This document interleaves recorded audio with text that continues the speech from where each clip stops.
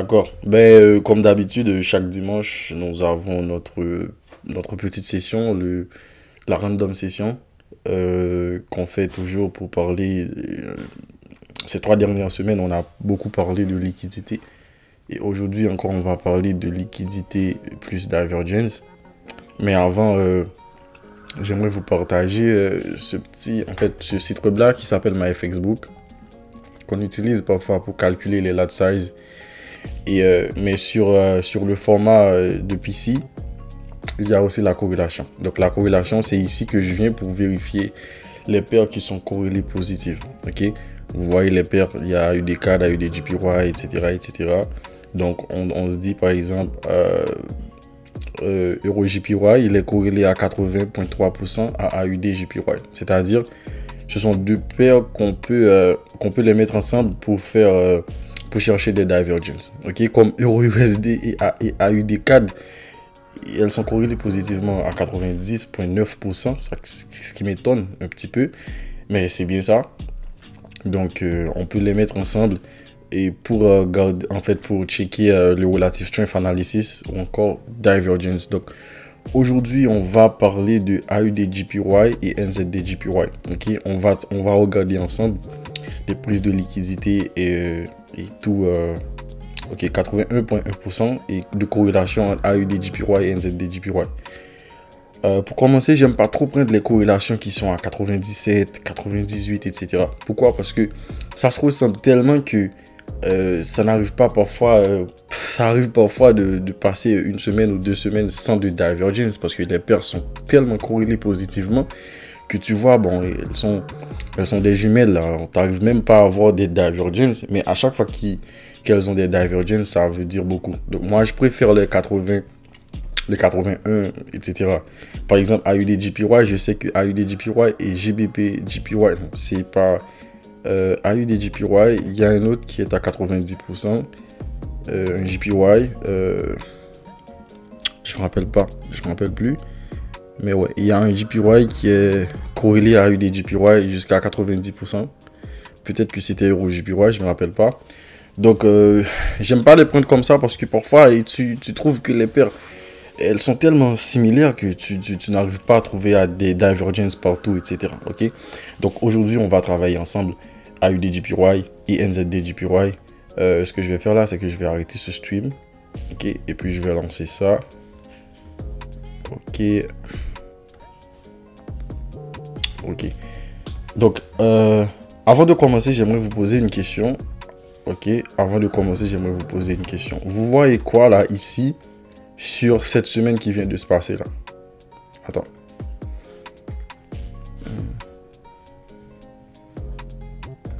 Ok. Sur cette semaine là qui vient de se passer là, sur AUDJPY, vous voyez quoi? Ok, je vais lire dans le chat pour me dire en fait qu'est-ce que vous voyez là ici. Ok. What do you see in the chat? Ok. Qu'est-ce que vous voyez dans l'écran que vous regardez là maintenant là? AUDJPY. Sur cette, je peux dire ces 2 dernières semaines. Ok, je vais lire les commentaires. En fait, je vais laisser l'écran pendant une vingtaine de secondes. Après, je vais voir les commentaires pour voir les réponses.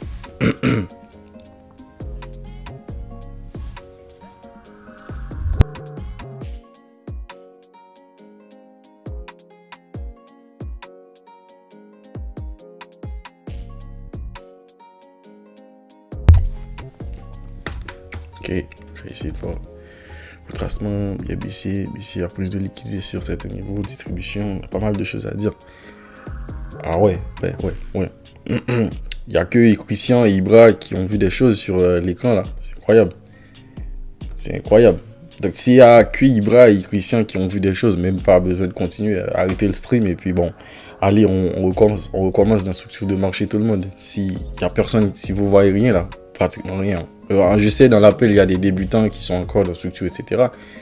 Mais il y a des intermédiaires aussi, donc il n'y a pas que Christian. Il n'y a pas que Christian.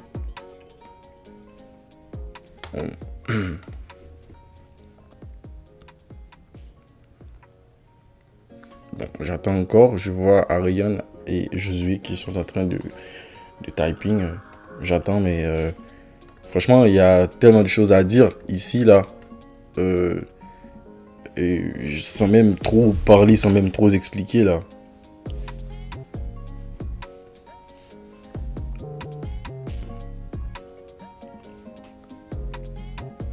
Bon. Ok. Ok.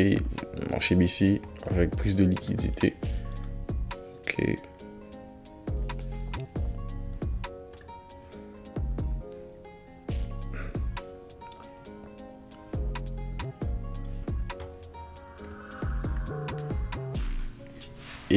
Oh, voilà. Prise de liquidité à la hausse distribuée qui amène le retournement bien baissier, etc. Bah, je pense que j'ai trouvé ma réponse. Ibra a donné la réponse et Théo aussi. En fait, il y a de très bonnes réponses. Ok. Comme vous pouvez le constater, guys, c'est que les previous daily, en fait, les daily, les low et les high journaliers, le marché les utilise pour, en fait, en tant que liquidité, ok, pour les prendre et après de chuter. Ok.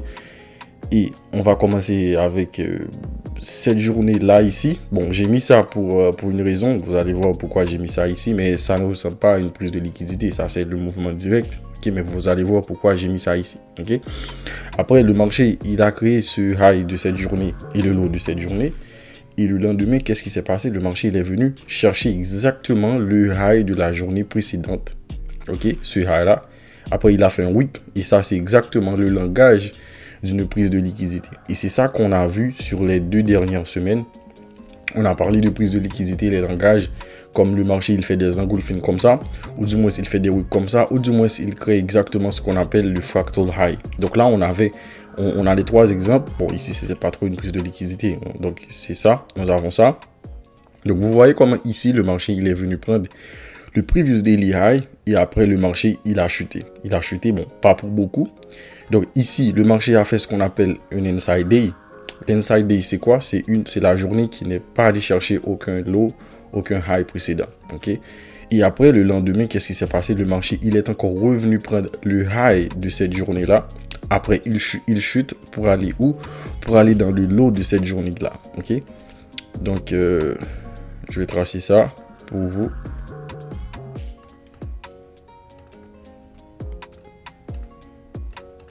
Donc là, on est en train de constater que le marché, il fait quoi? Il fait de liquidity to liquidity. C'est-à-dire, il run, en fait, le marché, il prend une liquidité, après, il va chercher l'autre liquidité. Il prend cette liquidité, après, il va chercher l'autre liquidité. Donc là, on est en train de voir liquidity to liquidity. OK? Donc ici, nous avons le marché, il est allé chercher exactement le lot de cette journée-là qui n'était pas encore pris. Après, il est monté, il a retracé sur quoi? Sur des zones pertinentes qu'on a appris dans l'académie, telles que les mitigation, l'imbalance, etc. Et cette grosse bougie-là qu'on pourrait aussi considérer comme institutional candle avant la chute. Et le marché, il repart. Pour aller où? Pour aller clean le lot de cette journée-là et le lot de cette journée-là qui ont créé ce qu'on appelle la liquidity trend line, ou du moins cette ligne exactement que moi j'appelle le low resistance low, parce que c'est cette ligne exacte que je sais que le marché va s'arrêter, s'il va s'arrêter. Après, le marché, il fait quoi? Il remonte. Et quand il remonte, cette journée-là, il fait quoi ici? Il est venu chercher exactement le previous daily high, le high de cette journée-là avant qu'il chute. Et une fois chuté, le marché, il continue. Donc ici, bon, ici, il n'est pas venu chercher la liquidité, mais il en a créé. Après, le marché, il monte. Après, ici, il crée de la liquidité. Et après, il fait quoi? Il est venu chercher la liquidité qu'il avait laissée ici, là. Donc, le marché en soi, comme j'ai l'habitude de le dire sur les réseaux sociaux, le marché, en vrai, il n'y a pas de support, il n'y a pas de résistance, mais il y a de la liquidité. C'est ça que fait le marché. Il crée de la liquidité, il va chercher cette liquidité, et en allant chercher cette liquidité, il va créer une autre liquidité pour revenir en chercher plus tard. C'est ça que fait le marché chaque semaine. Exactement. Donc, c'est ça que fait le marché à chaque semaine, que ce soit les indices, que ce soit la crypto, que ce soit les forex pairs, que ce soit les futures, etc. C'est one liquidity to another liquidity, ok? Donc, là, je vous ai expliqué le graphe en vrai, mais si je voulais aller beaucoup plus en détail, j'allais dire, ok, on a de la distribution partout. Et ces marques bleues là, c'est pour vous indiquer distribution et accumulation. Mais je vais aller beaucoup plus en profondeur, ne vous inquiétez pas. Donc ici là, nous avons prise de liquidité, prise de liquidité, prise de liquidité, prise de liquidité, prise de liquidité. Et ici, bon là, le marché il est allé chercher les liquidités qu'il a laissées ici. Donc là, on peut dire que les zones comme Previous Daily Low et Previous Daily High, les lows et les highs journaliers, ce sont des zones très importantes. Ce sont des zones très importantes pour le marché. Et ça explique quoi? Ça explique que durant la journée, il y a des investisseurs qui ont investi. Ok, disons que on est ici là. On est mercredi 25. Les investisseurs, disons qu'ils ont investi ici. Ils savent très bien que la journée d'hier, le high du marché, c'était ici. Ok, disons que ce marché, c'est le marché du lait. Ok, donc aujourd'hui, j'ai acheté du lait ici. Je sais que le prix va monter. Jusqu'à où? Je ne sais pas. Mais ce qui est important, c'est que une fois que le marché il arrive dans le high qu'on avait hier, donc je ne sais pas si le marché va continuer de partir. Donc je fais quoi quand il arrive dans ce high là? Je prends un peu de profit, ou du moins je ferme mes positions tout carrément. Donc c'est ça, ça explique, et c'est pourquoi que vous voyez à chaque daily low, à chaque daily high, le marché, soit il prend la liquidité et il en crée de la liquidité pour revenir en chercher. Maintenant, c'est à partir de là que va venir le Relative Strength Analysis, que en anglais, ou encore l'Internal Market Analysis, et ce que moi j'appelle le divergence. En fait, le mouvement en soi, c'est le divergence, mais l'étude des deux paires, on appelle ça Internal Market Analysis, ou du moins de Relative Strength Analysis. Okay? Maintenant, c'est là qu'on va utiliser le Relative Strength Analysis. Quand, par exemple, tu te lèves le matin et tu fais ta structure, tu cherches l'environnement du marché, tu cherches pratiquement tout, tu mets tes zones de liquidité, tu mets les low sessions, tu mets les high sessions. Et jusqu'à maintenant, j'ai pas parlé des low et des high sessions. Pourquoi? Parce que j'aimerais que vous compreniez d'abord les daily low et les daily high avant qu'on avance dans les low et les high sessions. Ok? C'est pourquoi que ces 2 dernières semaines, j'ai parlé tout simplement des previous daily low et des previous daily high. Maintenant, qu'est-ce que je vais faire? Je vais rajouter NZDJPY, qui est la paire qui est en fait la paire qui est corrélée positivement à AUDJPY. Ok, donc ici j'ai quoi? Ici j'ai AUDJPY et NZDJPY. Ok. Donc ici nous avons les deux paires. Bon, vous avez déjà le Relative Strength Analysis, c'est d'analyser les deux paires qui sont corrélées positives. Ok, donc je vais commencer ici. Ici nous avons cette journée ici, en fait le dimanche et lundi 22-23 janvier, qui a laissé des liquidités ici. Après le marché il monte. Ok, là, donc là le marché il monte, aucun problème. Les deux marchés ils montent ensemble. En arrivant ici, le marché il a fait quoi? Il a consolidé. Mais en consolidant, qu'est-ce qu'on voit? Le lendemain, le marché il est allé chercher le lot de la journée précédente ici. Ok, le lot de la journée précédente ici là, le marché il est venu chercher ça. Ok, le 24 janvier, il est venu chercher le lot de cette journée là, alors que AUDJPY ne l'a pas fait. Donc ça me dit qu'il y a du divergence. Donc là, il y a du bullish divergence. Donc maintenant, quand j'ai deux paires qui sont corrélées positives, et là il y a le bullish divergence, la paire à trader va être AUDJPY, car c'est AUDJPY qui n'est pas allé chercher la liquidité. Ça ne veut pas dire que AUDJPY ne va pas venir chercher les liquidités dans cette zone. Bien au contraire, à chaque divergence, c'est une prise de liquidité et aussi création de liquidité. La paire qui n'a pas créé le nouveau low ou le nouveau high a créé de la liquidité. Ok, par exemple ici, nous avons prise de liquidité. Le lot de cette journée-là a été prise. Et qu'est-ce qu'on peut voir? On voit que AUDJPY il monte. Et c'est pourquoi je vous dis, quand il y a divergence, il faut trader la paire la plus forte. Ok, la paire qui n'a pas allé créer le low ou le high. Parce que vous voyez ici comment le marché il a run. Maintenant, dans ce round-là, qu'est-ce qu'a fait le marché? Donc là, le marché il est allé prendre le high pendant que NZDJPY a pris le low et AUDJPY non. Maintenant, AUDJPY est allé chercher le high de cette journée-là et le high de cette journée-là. Et même ici, je me rappelle que ça aussi, ça se conflue à une zone d'imbalance. Il faudrait que je regarde en après. Et puis, qu'est-ce qu'on voit? On voit que AUDJPY monte, NZDJPY ne monte pas. Donc là encore, on a ce qu'on appelle une divergence. Parce que ça, c'est le high de cette journée-là. Le high de cette journée-là, il est là. Le high de cette journée-là, il est là. Bien que c'est un peu, c'est pas géométriquement parlant et semblable. Mais on peut voir que le high de cette journée-là, c'était ici. Et AUDJPY, il monte, NZD, non. Donc, ça me dit tout simplement qu'on a divergence. Et à chaque fois qu'il y a divergence, c'est accumulation, c'est distribution. Donc, ici, là, il y avait une distribution. Parce que ça, c'est la paire la plus faible. C'est la paire qui n'est pas allée créer son dernier high, là. OK? Donc, la paire à trader va être cette paire-là. Va être NZDJPY. D'ailleurs, si on peut voir, ici, là, la paire qui a donné plus de... La chute, vraiment, c'était NZDJPY par rapport à cette chute. C'est très différent. Et ici aussi, après la prise de liquidité, bon, NZDJPY, il a tout simplement fait deux bougies. Mais la paire qui n'est pas allée créer le dernier lot, AUDJPY, ben, il a monté là. En fait, elle a monté là, n'est-ce pas? Et puis, qu'est-ce qu'on peut remarquer, c'est que même dans cette chute-là, encore une fois, ok, création de la liquidité ici, mais par contre, NZDJPY, il est allé chercher le lot de cette journée-là. Le lot du dimanche 22 et 23, qu'on parlait ici, là. Alors que AUDJPY, c'est pas la même chose, ok? Donc, AUDJPY n'est pas allé chercher ce lot-là, ok? Ce lot-là du dimanche et du lundi, alors que NZDJPY est allé chercher. Alors ici, encore une fois, on a de la divergence. Mais divergence en prenant une liquidité. Et c'est ça qui est important. Quand on parle de divergence, on parle de relative strength analysis. Il y a deux autres choses à prendre en compte. C'est est-ce que l'une des paires a pris une liquidité, a pris de la liquidité. Et l'autre chose, c'est comment le marché a réagi en prenant ces liquidités-là. Par exemple, ici, là, c'est exactement ce langage-là que Ibra nous a parlé, là. OK? Et c'est de ça aussi que je parle. Vous voyez, le marché, il est allé. Là, il montre tout simplement qu'il était venu prendre de la liquidité. Et là, il remonte tout simplement en créant ce qu'on appelle une fractal low. OK? Donc, c'est cette langage. C'est ça aussi qu'il faut surveiller. C'est pas juste le divergence. C'est le divergence.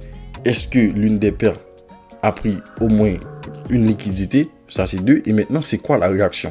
OK? Donc, ici, nous avions une autre divergence, parce que la divergence ici, bon, c'est facile à expliquer ici. Et c'est même pas prêt là. D'ailleurs, c'est même pas prêt. C'est même pas prêt. Et de plus, ce lot là aussi est resté clean. Là, le marché, il n'est pas venu chercher le lot de la journée de 24. Maintenant, le marché, il monte. Le marché, il monte. Il fait quoi? Et AUDJPY, il est allé chercher le high du mercredi 25. Vous voyez? Le high du mercredi 25. Aucun problème. Maintenant, NZDJPY qui est corrélé positif par rapport à AUDJPY, il ne l'a pas fait. Donc ici, encore une fois, nous avons une divergence. Et ici, encore une fois, nous avons une distribution. Wyckoff par là. OK? Donc ici, là, la chute n'était pas vraiment la chute. Bon, c'était pas une vraie chute, mais il y avait quand même divergence. Et si vous tradez en M3 ou M5, il y avait des positions à prendre ici, là, pour redescendre avec le marché. Maintenant, il y a des autres choses à prendre en compte, l'heure, le time frame, dans quelle session vous tradez, etc. Mais là, on peut remarquer que après chaque divergence, plus prise de liquidité, nous avons une très belle réaction et le marché, il chute. Ici, c'est pratiquement pareil. Donc ici, nous avions un inside day sur les deux paires. Un inside day, c'est la journée où le marché n'est pas allé chercher aucun high précédent. Et ici, nous avons ce mouvement-là. Ce mouvement-là, c'est correct. Là, le marché, il est allé prendre et le high de cette journée-là et le high de cette journée-là. OK? Donc là, nous avons une prise de liquidité des deux côtés. Maintenant, ce qu'il faut prêter attention aussi, c'est que il y a deux types de divergence. Et c'est ça que je veux que vous compreniez. Il y a deux types de divergence. Moi, pratiquement, je considère les divergences qu'avec les prises de... En fait, que les zones de liquidité. OK? Mais il y a des divergences aussi au niveau des structures. Et quand je parle au niveau des structures, c'est lorsque j'utilise les lignes. Là, par exemple, je vais vous montrer les lignes. Si je mets cette ligne ici, après, je mets... comment changer ça déjà? Attends. Ouais, ici. Donc, Ici, là, si j'ai cette ligne ici, j'ai mis les lignes là, ici et ici. Donc, au niveau de structure, quand je parle de structure, là, le marché, il considère que les open et les close des bougies. Donc, l'ouverture et la fermeture des bougies. Donc, si là, je considère les deux marchés ont pris les liquidités, c'est OK, mais nous avons une divergence en considérant l'ouverture et la fermeture des bougies. Ici, là, le marché il est allé créer un nouveau high et là, le marché il ne l'a pas fait. OK? Donc là, le marché, il n'est pas allé créer le nouveau high qui est allé créer NZDJPY là. Vous voyez là, ici. Donc je vais mettre une flèche pour que vous voyez de quoi je parle. Je parle de ça. Et je parle de ça. Ok.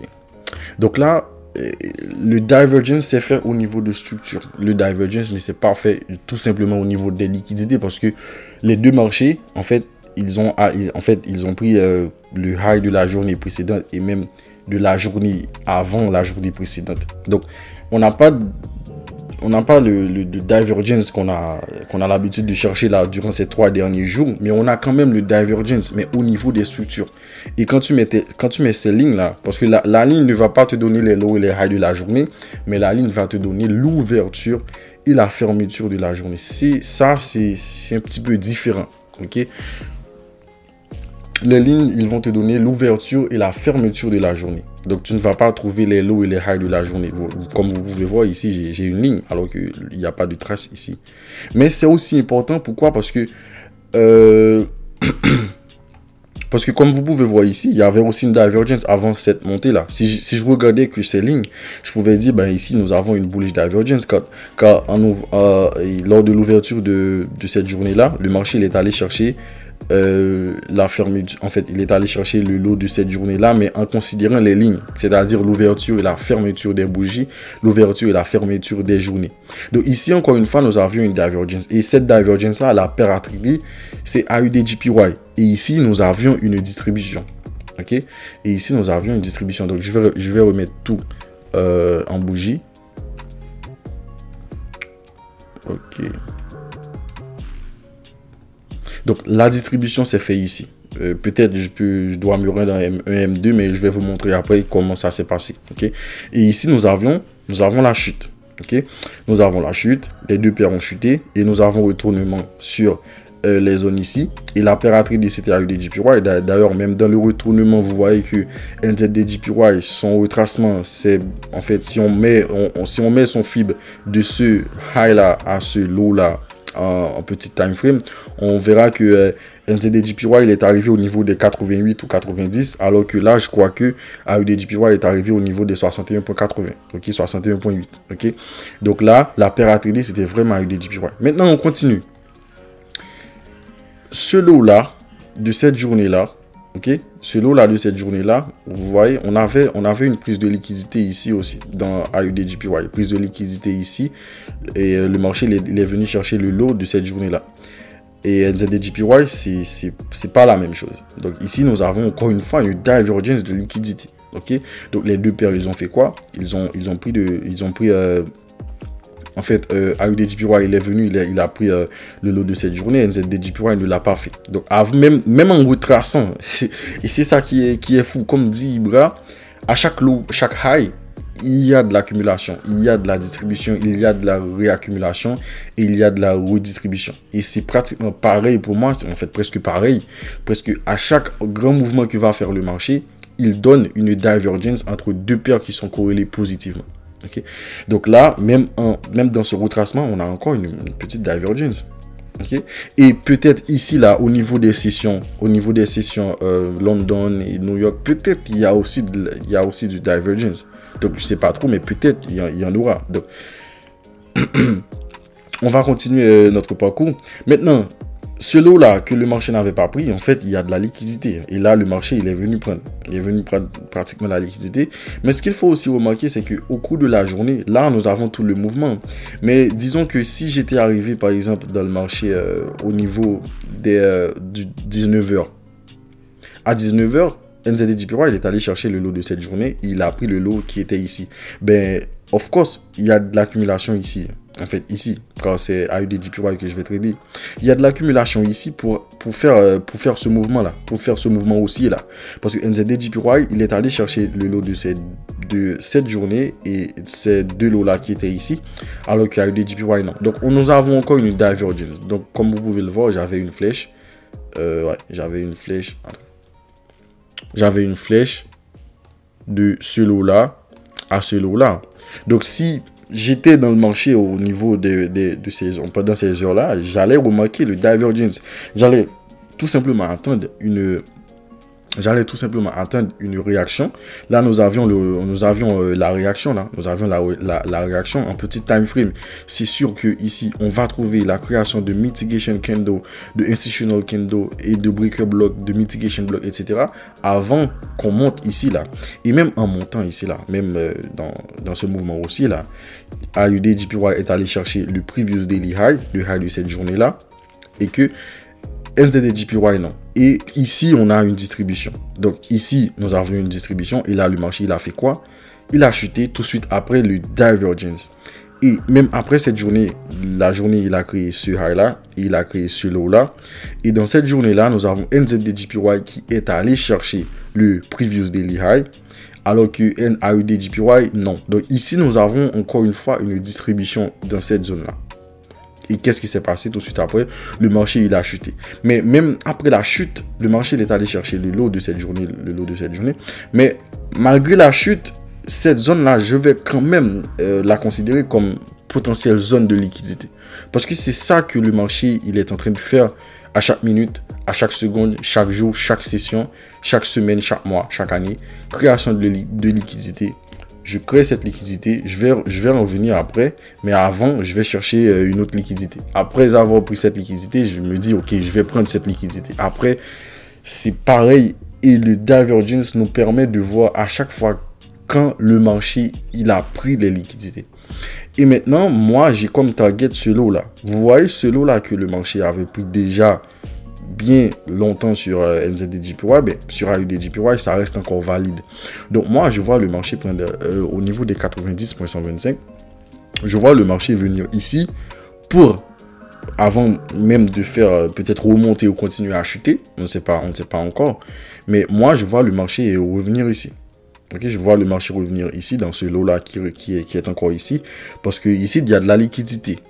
Ok, donc est-ce qu'il n'y a pas de questions juste là? C'est pas un indicateur. Okay. Et voir, ok. Donc tu utilises les PDH ou l'eau ou voir en weekly pour être tes objectifs de gain et aussi comme zone où tu attends les prises de liquidité avant les rondes. J'attends exactement les prises de liquidité dans ces zones là, previous daily low, previous daily high et les sessions low et high, pas seulement l'Asian. Si tu traites de la London, l'Asian va être très importante. Si tu traites de la New York, la London va être très importante. Et si tu traites de l'Asian, la New York maintenant va être très importante. Ok. Donc, peu importe la session dont vous tradez, la session avant est vraiment importante. Très important. Alors, quel indicateur tu utilises pour les jours de trading en pointillé? Bon, c'est pas un indicateur, c'est facile. C'est facile à voir. On voit pratiquement le low et le high d'une journée. Donc, moi, je trace les lignes et je mets mes alertes. Et une fois que le marché a pris une liquidité dans une paire, je me dis, OK, donc là, je vais surveiller les deux en même temps.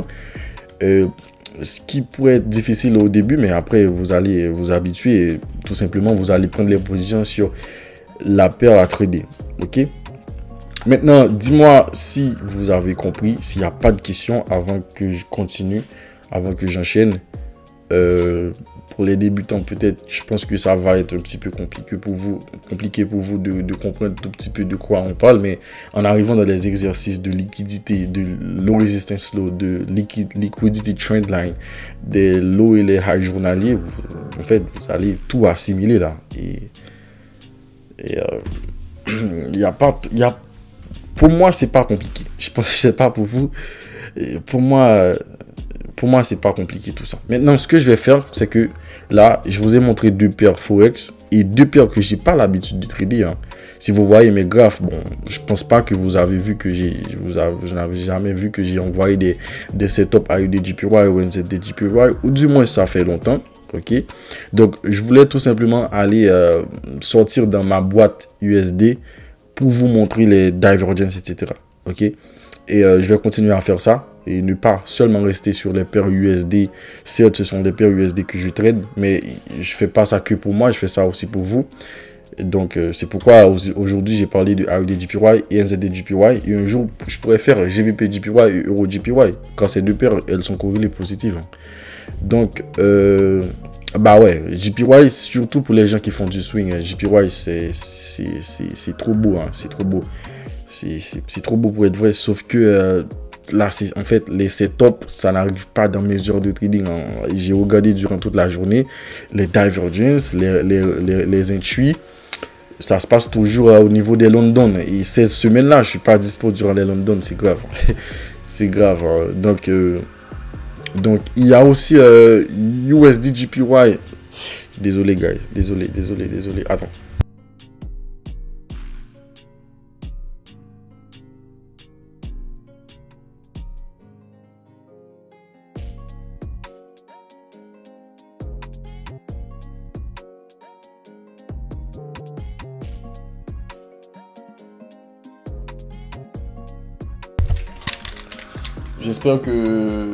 J'espère que le bruit ne vous dérange pas, guys.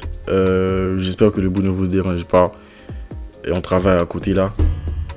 J'ai essayé de fermer les portes, mais j'entends toujours le bruit. Je sais pas si c'est grave pour vous ou pas. Ok, donc c'est mieux. Donc là, je vais passer directement dans les indices. Ouf, les indices. Ce sont mes mots de tête là, mais je les aime tellement, c'est incroyable. C'est incroyable. C'est incroyable avec les indices. Parce que chaque jour qui passe, je comprends mieux les indices, mais chaque jour qui passe, ils m'énervent beaucoup plus parce que ils sont rapides. Les indices, ils sont rapides. C'est même pas Usain Bolt. Je sais même pas quel joueur que je peux comparer à quelle personne, mais les indices, c'est rapide. C'est ultra rapide et la plupart du temps, j'ai le bon biais, mais je rate. Mais je pense que à force de trader, à force de backtester, je vais m'habituer beaucoup plus aux indices. Et comme vous le savez déjà, j'ai l'habitude de trader AUD USD, NZD USD, JBP USD, Euro USD durant les London. Mais durant ces semaines ou ces mois-là, je n'aurai pas la possibilité de trader la London. Okay? J'aurai vraiment la possibilité de trader que la New York Stock Exchange durant ces 2 semaines ou 2-3 semaines. Mais après, je pourrais revenir dans la New York tout dépendamment de les situations, si ça change au niveau de ma vie perso, du boulot, d'autres choses, etc. D'autres choses à côté. Donc, si ça change, je pourrais revenir dans la New York normale. Mais là, je dois backtester beaucoup plus les indices là. Donc là, on va regarder ensemble les indices qui font pratiquement la même chose là. La même chose. Et il n'y a pas, en fait, c'est juste leur rapidité, leur timing. Et puis, ça a une relation directe avec les news. Et parfois, il faut être vraiment malin pour les catch. Mais la plupart du temps, je suis dans le bon. J'ai souvent le bon biais. Ok, la plupart du temps. J'ai dit la plupart du temps. Ok. Donc là, on va voir ensemble les indices. Comme on peut voir, bon, ici, nous avons les trois, SPX, US30 et NAS. Je ne sais pas si vous voyez exactement, si vous voyez très clair, mais le fait que j'ai 3 assets, ça va être un peu difficile pour moi. Ok. Je vais mettre ça comme ça. Ok. Donc, là, on est quel jour? On est vendredi 27. Ok, là, on est vendredi 27. Il y avait une divergence. Ouais, il y avait une divergence au niveau du lot de la London. Bon, et les indices, c'est beaucoup plus... Il faut vraiment se focaliser sur les lows et les high sessions. Okay? Ça, c'était le lot de la London. Là, de la London session. Et là, le marché, il est venu prendre US30. Alors que les autres, non. SPX, non. Et NAS, non. Donc, et tout de suite après, le marché, il a réagi. Et il y avait un très beau achat à prendre au niveau du M5 et M3. Où là où j'ai mis les lignes, les rectangles bleus, c'est qu'il y avait de l'accumulation. Okay. Il y avait de l'accumulation au niveau de ces zones-là avant même le marché il monte. Okay. Maintenant, cette semaine, lundi, dimanche et lundi, qu'est-ce qu'on peut voir? C'est que là, le marché, il est venu prendre le high de la session d'Asian. Ouais, le marché, il est venu prendre le high de la session de l'Asian. Ok. Et de la New York aussi, donc les deux. Et par contre, SPX non. US30, oui, en fait, c'est US30 qui est allé chercher le high de l'ASEAN, mais qui conflue aussi aux imbalances, qui conflue aussi là. Peut-être qu'on avait, je crois qu'en M15, nous avions une très belle order block, une très belle engulfing ici, accompagnée d'une mitigation kendo. Je vais revenir en M15 après pour voir. Et puis le marché, il est venu chercher ce high là. Et c'est à partir de ce moment que je me suis dit, ben là, on va avoir une divergence. Mais le divergence va se confirmer une fois que le marché, il casse et cette bougie là. Ok, une fois que le marché, il casse cette bougie là, ok. Et à partir de ce moment qu'on va considérer le divergence, c'est confirmé.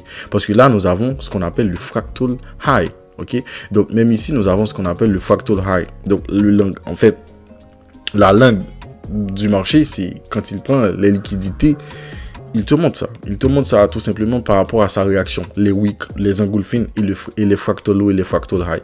Donc ça là, ce mouvement-là, c'est pratiquement une prise de liquidité ici sur US30. Mais divergence, parce que le marché, il n'est même pas arrivé tout près ici. Donc après cette cassure, il y avait retournement ici. Et pour prendre une vente jusqu'à la fin de la journée, ben, comme on sait tous, à partir de 1h, 2h, il n'y a plus de liquidité dans les indices jusqu'à la fermeture. Et puis bon, là le marché il clôture, etc.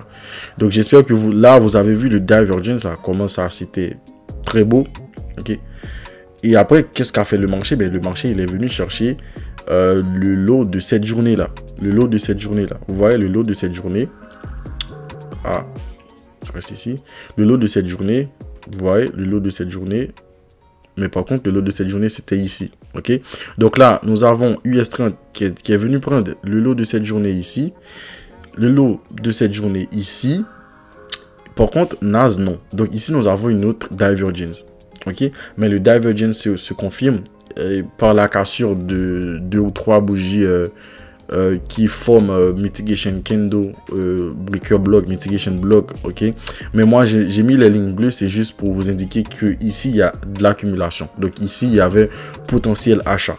Ok, donc c'est pourquoi que c'est important d'indiquer les lows et les highs qui n'ont pas été prises. Moi, ce que je fais chaque dimanche, je check toujours les jours et les jours où le marché n'avait pas pris les lows et les highs.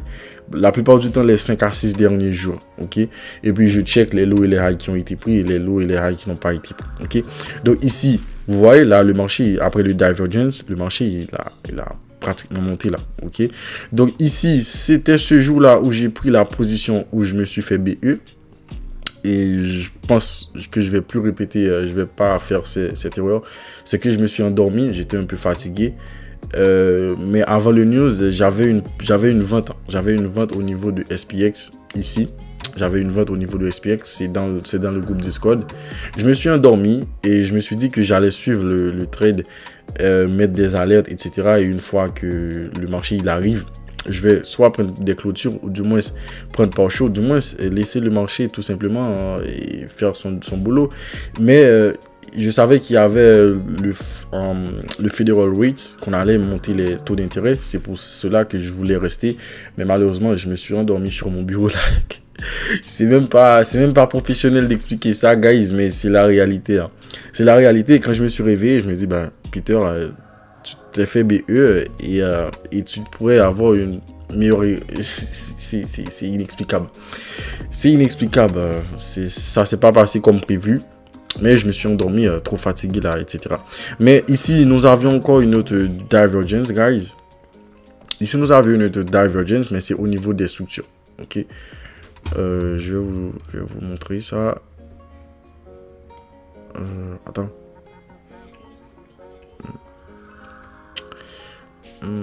Ouais, c'était au niveau des structures, guys, où la US30, il est venu créer un nouveau lot. Ok, il est venu créer un nouveau lot. C'est sûr que ici on a pris les lots de la ZAN, on a pris les lots de London, on a même pris les lots en fait, je sais pas si vous savez, mais les indices, ils ont deux sessions. Une session à 9h30 à l'ouverture de Stock Exchange. Et il y a une session après le lunch. On appelle ça lunch parce que la plupart du temps, c'est dans ce moment-là que les investisseurs, ils coupent leur position. Et après, les 2 dernières heures de la journée, le marché va être volatile. Okay? Vous allez voir la plupart du temps, les indices, avant que le marché se clôture, les 2-3 dernières heures, le marché va être un petit peu volatile. Et la plupart du temps, c'est dans ces heures-là qu'on a les taux d'intérêt, etc. Donc ici, nous avons US30 qui est venu créer ce lot-là. Mais NAS ne l'a pas fait, mais nous avons prise de liquidité sur tous les 3 paires. Et c'est ça que je vous ai expliqué tout à l'heure sur AUD et JPY et NZD JPY, où on peut constater que les 3 marchés, ça arrive parfois que les marchés ils vont prendre les liquidités, les 3, mais par rapport aux structures et en ligne là, que le marché, ok, à partir des ouvertures, des fermetures, des bougies, et c'est ainsi que j'ai appris le divergence. J'ai pas appris le divergence par rapport aux liquidités, etc. De John Fibonacci. C'est en lisant d'autres livres, je vais vous donner des livres. Ne vous en faites pas. Je vais envoyer les livres sur le groupe Discord qui explique pratiquement le divergence et surtout les Williams qui maîtrisent ça très bien. Et donc, c'est ainsi que John Fibonacci nous a appris le divergence. C'est par rapport aux lignes. Donc là, par exemple, vous voyez que SPX, il est venu faire ce lot là, ok. Il est venu faire ce dernier lot, peut-être pas en M5, mais peut-être en M3, dans notre structure M3, on pourrait être bearish parce qu'en M5, nous avons ce lot là. Ben non, d'ailleurs, il a cassé ce lot là. Donc, il a cassé ce lot là. Donc, on a créé ce dernier lot là. Ici, mais par contre, ici, non. Donc, ici, nous avions nous avons de l'accumulation, ok. Après le lendemain, je crois qu'il y avait encore d'autres divergences, bien sûr. Il y avait d'autres divergences, donc ça c'est un peu flippant parfois. Quand vous voyez quand vous regardez les indices et il y a par exemple, vous voyez là, SPX il monte en flèche, NAS monte en flèche et US30 il reste un petit peu, il fait ce qu'il veut là. Donc là ça nous indique déjà le divergence. Ok, vous voyez comment les 2 paires là et les 2 assets ils montent et que SPX il reste ici. Donc le high de SPX, le high de US30, désolé, ça c'est US30. Le high de US30 c'était ici et le marché n'est pas venu chercher alors que SPX il monte déjà, il a pris les liquidités.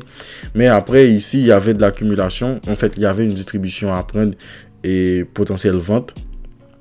Ok, et même tout de suite après on a une autre divergence où le marché il est venu prendre le lot de la London ici durant la New York, le lot de la London ici et le lot de la London il est aussi ici et le lot de la London il est aussi ici, mais NAS 100 et SPX ils n'ont pas venu chercher le lot de la London et c'est pourquoi le marché il a fait quoi, il a encore monté.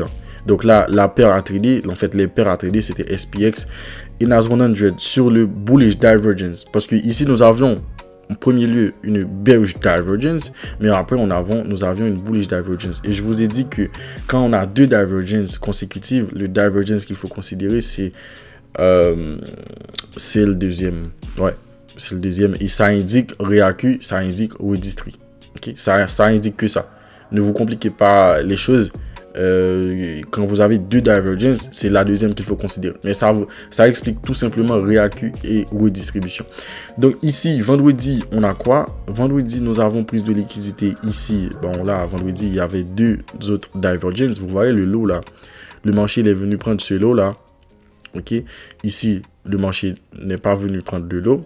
Et ici, le marché, il n'est pas venu prendre le lot là. En fait, là, le marché, il est venu prendre le lot là. Ok. Donc, ici, nous avons encore une fois une autre divergence où US30 est venu chercher le lot du jeudi. SPX est venu chercher le lot du jeudi. Et NAS 100, non. Et là, qu'est-ce qui se passe? Le marché, il monte agressivement. Et même en montant, nous avons une autre divergence où US30, il a pris le high du jeudi. SPX, non. NAS non. Donc ici nous avions une très belle distribution et John Fibonacci a étudié cette position. D'ailleurs il était live, je crois qu'il était en direct lors de ce mouvement là. Ouais, donc John Fibonacci a pris une position ici. Ok, il a pris une position ici. Ouais, il a pris une position ici, je crois. Ouais, après cette prise de liquidité, je crois qu'il a tradé US30. Ouais, je crois qu'il a tradé US30. John Fibonacci, il est le maître aussi dans tout ça. Donc, moi, je respecte toujours les règles. Je ne trade pas les paires. La paire qui n'a pas allé créer le high, la paire qui n'a pas allé créer le low. Mais lui, il est un expert. Donc, s'il prend position, c'est OK. Donc, lui, il a pris la position sur US30, mais moi, j'avais vu la position sur SPX parce que moi, je suis encore un élève, donc je dois respecter les règles, les consignes. Donc, je respecte tout. OK. Donc, lui, il peut faire ce qu'il veut. Hein, il est le maître, mais moi, je vais pas. Donc, il a tradé US30. Moi, j'avais vu la position sur SPX et non US30 parce que c'est cette paire-là qui n'est pas allée créer le nouveau high. OK. Donc, pas de questions.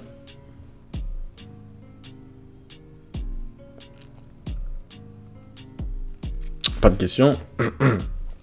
Ben, s'il n'y a pas de questions, je vais pas trop vous garder aujourd'hui. Je vais pas trop vous garder, etc.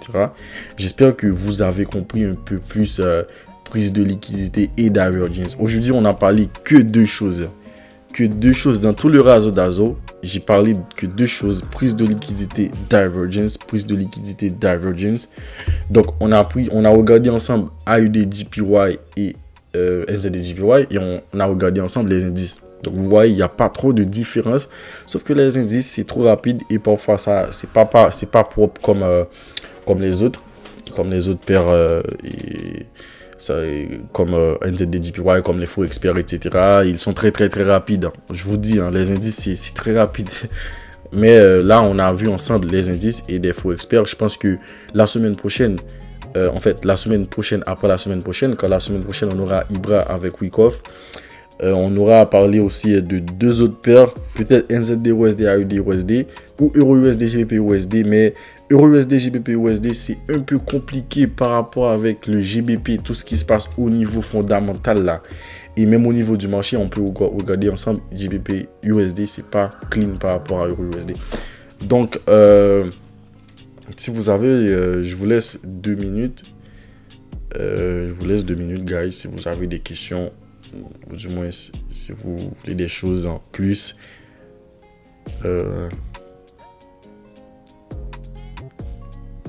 Ouais, exactement.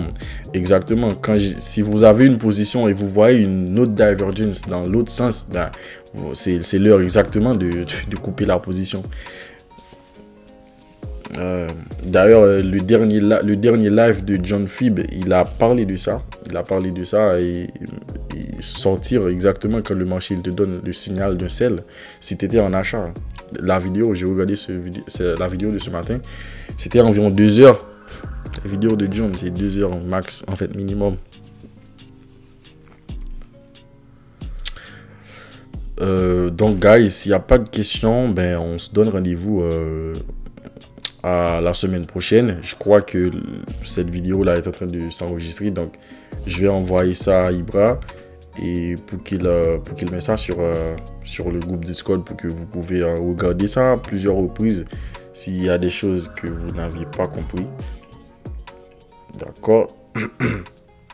D'accord, ben sinon je vous souhaite une très bonne semaine de trading. Je pense que je vais être beaucoup plus présent. En fait, la semaine dernière, j'étais là sur les sessions et ça faisait tellement plaisir parce que ça fait longtemps que j'ai pas fait 4 sessions d'affilée. 4 sessions d'affilée. Donc, je pense que cette semaine, je vais essayer encore de garder, d'être présent avec vous, guys. Parce que personnellement, là, il y a des semaines et des mois que je suis pas trop présent comme d'habitude avec vous. Hein. Donc, on commence à remettre les choses en place. Donc, rendez-vous à dimanche prochain et merci à vous tous qui étaient présents. Donc, on se donne rendez-vous à dimanche prochain. Ciao.